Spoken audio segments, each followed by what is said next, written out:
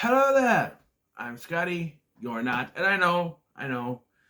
I said I was done with reviews after I did my Halloween, which you haven't seen yet, so I think you didn't know, but that was my last one, Halloween Revisited, which now I realize I was keeping the secret, but whatever. I decided I'm going to do two wrestling pay-per-views reviews. Well, three if you count NXT's tomorrow night, but uh, two that are legacy pay-per-views, and technically tomorrow is a premium live event. But yeah, and no, they're not Halloween Havoc, but it is sort of Halloween. Sort of. I don't know. It's in October, so No Mercy for me was a pay-per-view.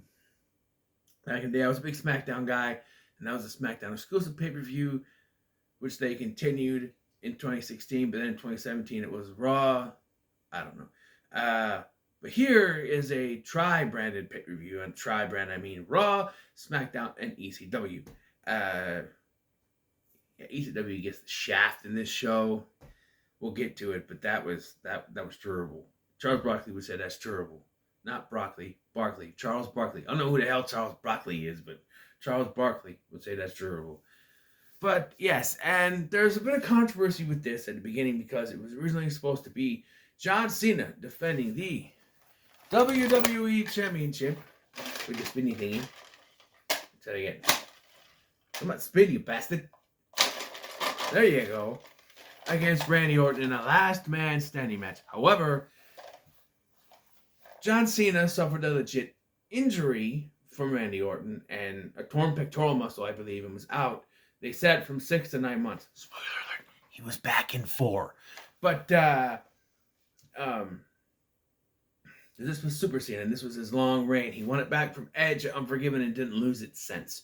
So in Unforgiven in 2006, not 2007, because it make more sense that he won it. Okay. But yeah, so Vince McMahon promised he would give the fans what they want, and he would, declare a new WWE champion at the event. So we start with Mr. McMahon strutting out to the ring with William Regal by his side, and he goes on to say he's going to give people what they want. People start chanting, Y2J, Y2J, Y2J. Vince McMahon responds with, I'm not going to give you that. And then introduce the new WWE champion, Randy Orton, which he was just handed the title. And so Randy Orton comes out and delivers the worst promo I ever heard Randy Orton deliver about how, like, he's told he can face whoever he wants. He goes, well, I know who I'm not going to face, and that is John Cena. And just blab on the microphone until Triple H, thank God, comes out to interrupt this terrible promo. Randy Orton got better promos, but this is terrible. Triple H comes out and says, well, I know I'm supposed to be in a match with Umaga tonight, but how about you and me for the WWE Championship right here, right now?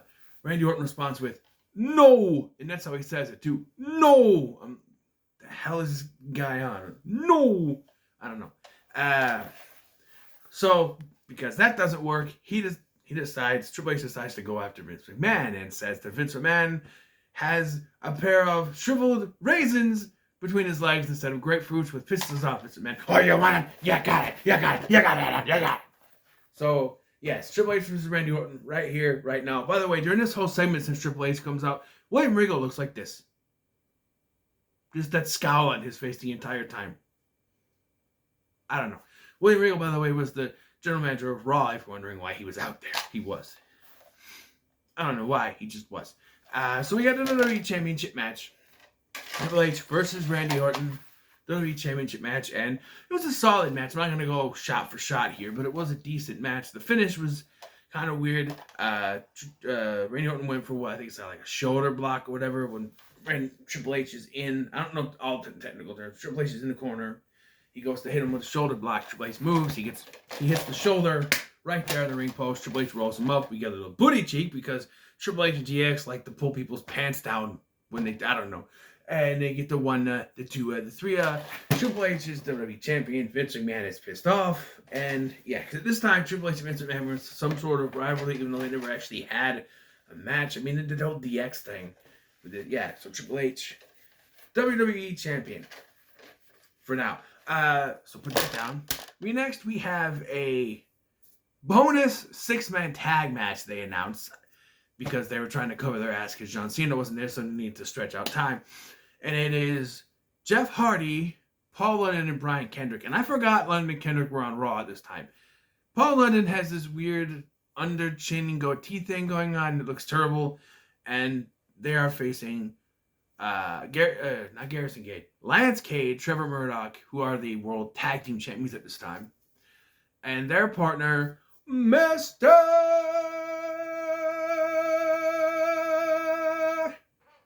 Kennedy. A Kennedy, who comes out and says he's 5-0, baby. And then, of course, they win. The bad guys win because, I don't know, this match was stupid. I didn't care. 6-man tag matches are like WWE's bread and butter. They just throw them out whenever. And like, what do we need to do? We need to stretch for time. Do a 6-man tag match. Okay. You know, that's what you get, and it's fine. You know. But, yeah, and then...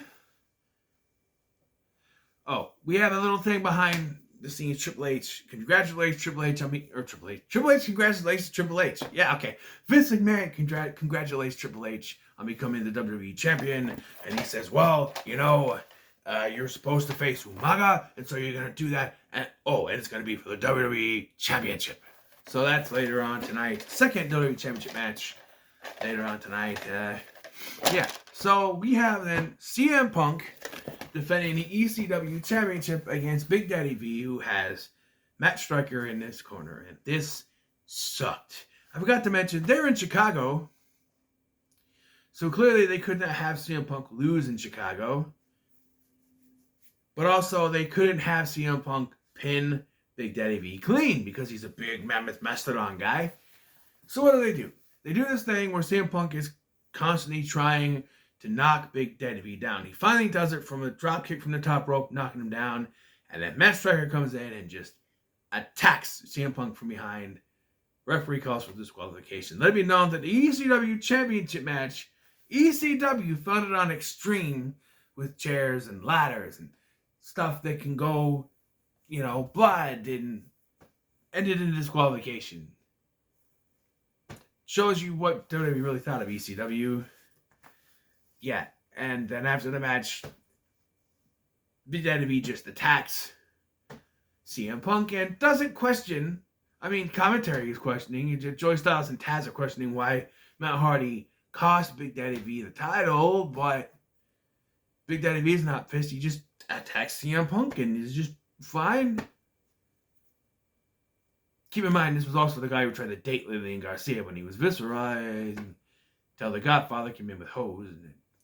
Anyway, yes, that is a real thing. But next, boy, joy of fucking joy, we got a pizza eating contest. Not just any pizza, deep dish, Chicago deep dish pizza. They're in Chicago, like I said, they're having Chicago deep dish. And if I think of one kind of pizza you don't want to have an eating contest, because the contest is you have to see who can eat the most pizza. Why would you have deep dish? That is the thickest pizza in the continental U.S. at least. Why would you do a contest with that? There's no way. You're gonna no.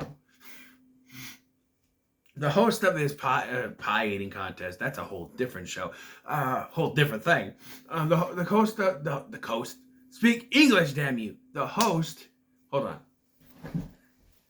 Maybe I need to.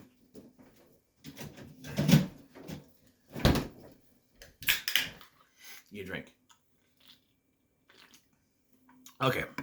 Try this again. The host of this stop saying pie eating contest. The host of this pizza eating contest is Taz, who gets on the microphone and says, "Hey, well, you know where I come from, we don't have those thick pies. You know, I'm from New York. I'm from New York." People were booing him. Yeah. I'm from New York. Where I come from, we like a flat, greasy pie. That's what we like. We're like, you know, So he introduced the two judges, Melina, who does not do her stretchy leg thingy, and Maria, who is also from Chicago. Keep in mind, they're actually in Rosemont, Illinois, but they say they're from Chicago. And she's technically from Ottawa, Illinois, but it's still a hometown girl. MVP comes out. By the way, I need to talk about this rivalry. It's MVP and Matt Hardy. They're in a rivalry for the... Shit, I forgot to grab it. Hold on.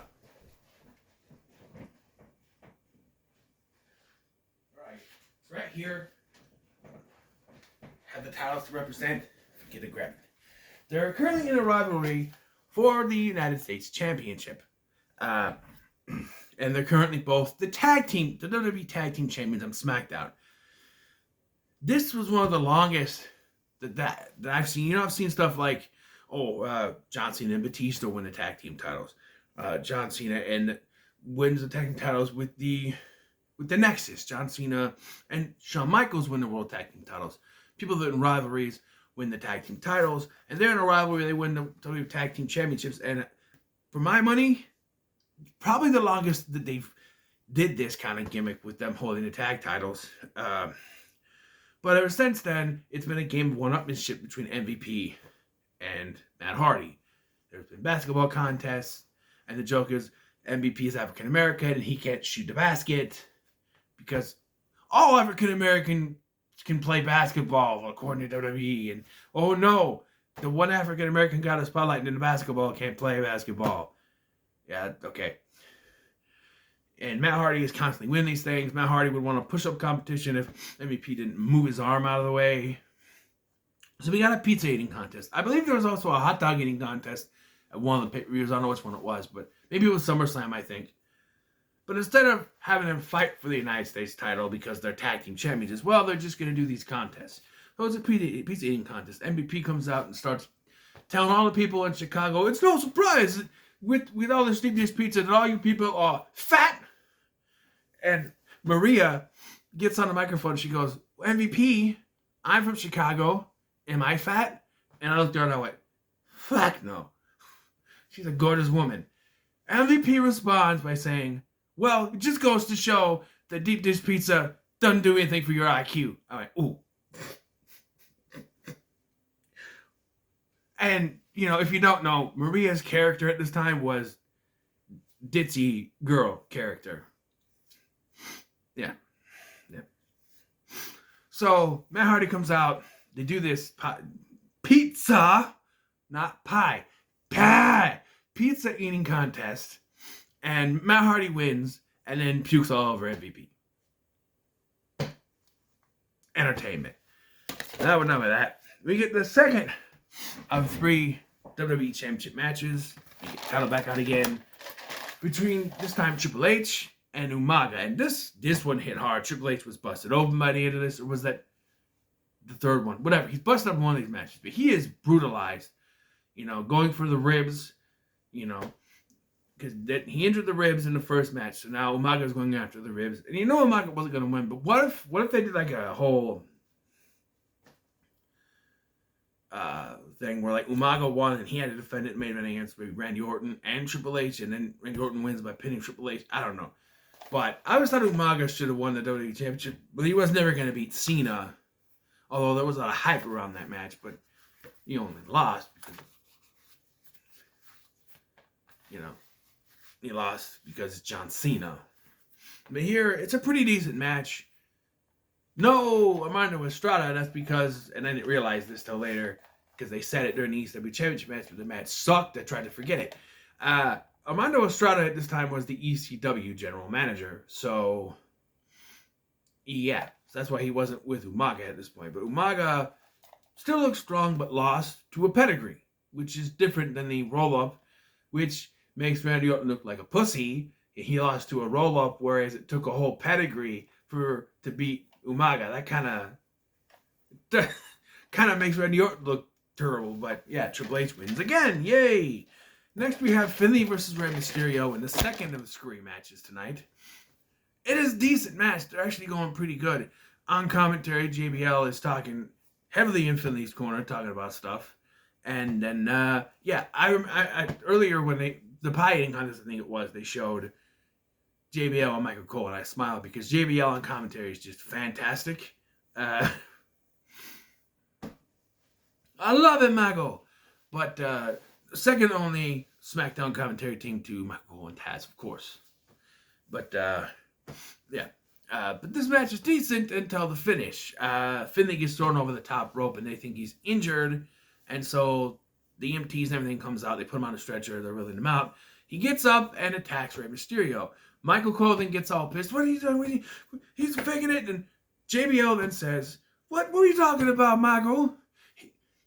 Are you trying to insinuate that Finley, there's no way that Finley had this all planned out? And then he goes, and then Michael Cole says, how can you defend such an action? And JBL responds with saying, because it's a mean to an end, Michael. I'm like, wait a minute. You just said the man didn't have it planned out. Now you're saying it was a means to an end, which implies he did have it planned out. Which one is it? Make up your goddamn mind, okay?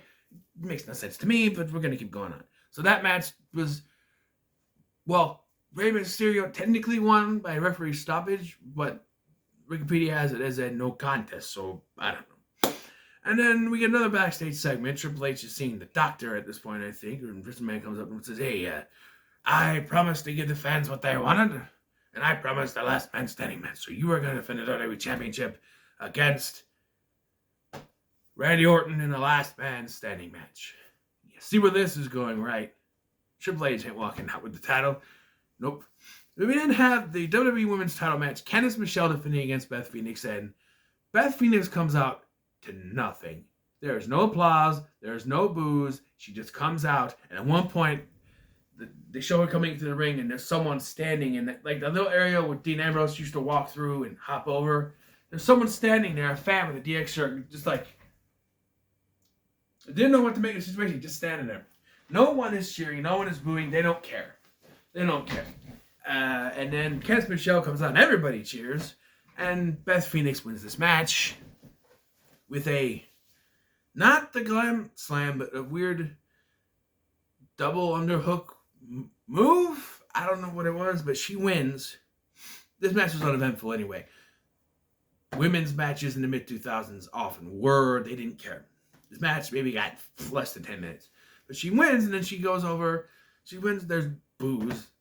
Spattering of boos because no one cares. She goes over. She tells Jerry Lawler, I want to speak. So he comes out with a microphone, and he looks, I don't think this was planned because he looks very awkward. She's delivering this impassioned, heartfelt speech about how now she's going to take the women's division to the next level, and she's the champion. It's the glamour's on her and all that stuff. No one can care. And after she leaves, Jerry Lawler says, I felt awkward doing that. I didn't know what to do. I didn't want to be out there.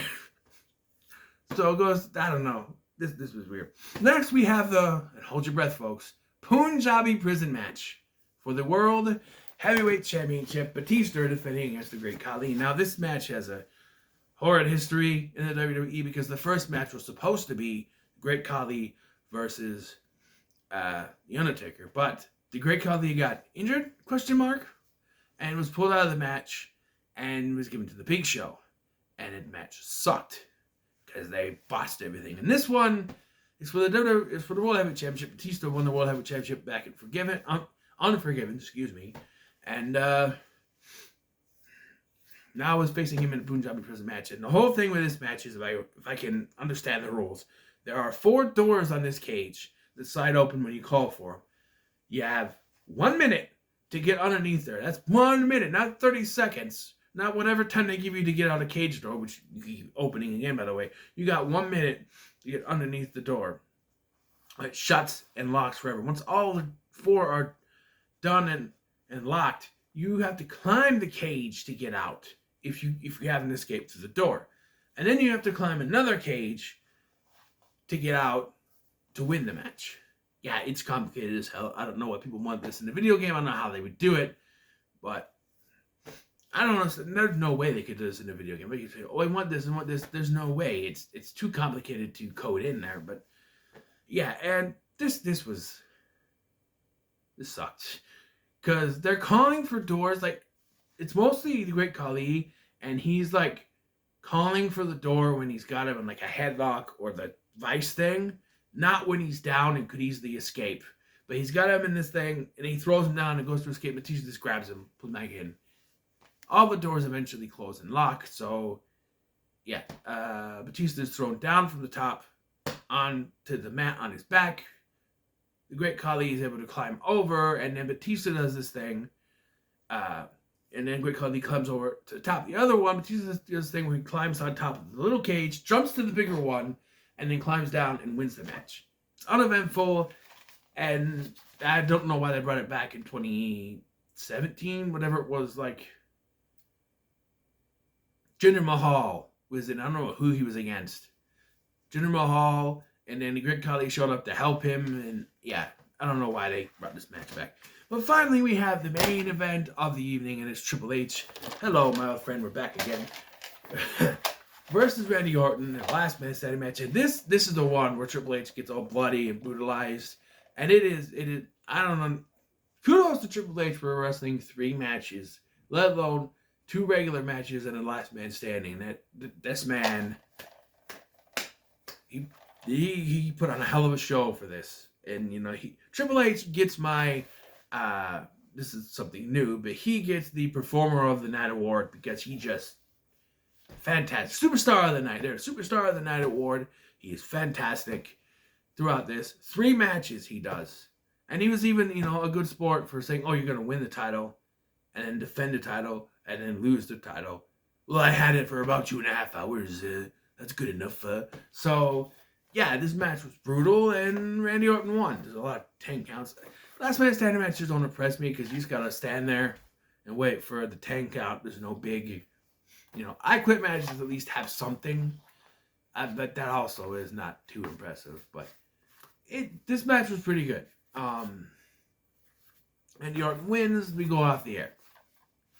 I remember at the time I was a little bit. I mean, Randy Orton. By the way, this is not. I hear voices in my head. Randy Orton. This is. Hey, and nothing you could say, Randy Orton. Before he got the music changed, before they changed the voices, which I say is not as good as Burning My Life, which will always be my favorite Randy Orton theme. I listened to it earlier, and it still kicks ass. But, yeah, overall the pay-per-view was a mixed bag for me. A few of the mid-card matches were a little meh, like CM Punk versus Big Daddy V, Finlay versus Rey Mysterio, and the Women's Championship match. Basically, the 3 mid-card matches, even the 6-man tag match, the mid-card sucks. The title match, the 2 big title matches, which was the World Heavyweight Championship match was fine, but Punjabi Prison sucks, so it's not really anything. And the Great Khali has never been the best wrestler, in my opinion. Batista carried him pretty well. And then you have the 3 WWE Championship matches, which all feature Triple H, who was a great performer, and Randy Orton and Umaga. Yeah, so I don't know. I'll give it a B, I guess. I don't know. It's fine, but the undercard just did not live up to it. But maybe that's why they had Triple H in 3 matches to save this thing. This man looked at this thing and went, "Oh, this is shit. Put Triple H in 3 matches." I don't know. If he did it then, I don't know why you couldn't see it like 2 years ago. But yeah. So what are your thoughts on No Mercy 2007? I will be back with another one in a couple of days or so. No Mercy 2005. Eddie Guerrero's very last pay-per-view match too. So look forward to that. And if you like the pizza eating contest, wait till we get to the cheeseburgers. Thank you for watching. I've been Scotty, and I'll see you in the next one.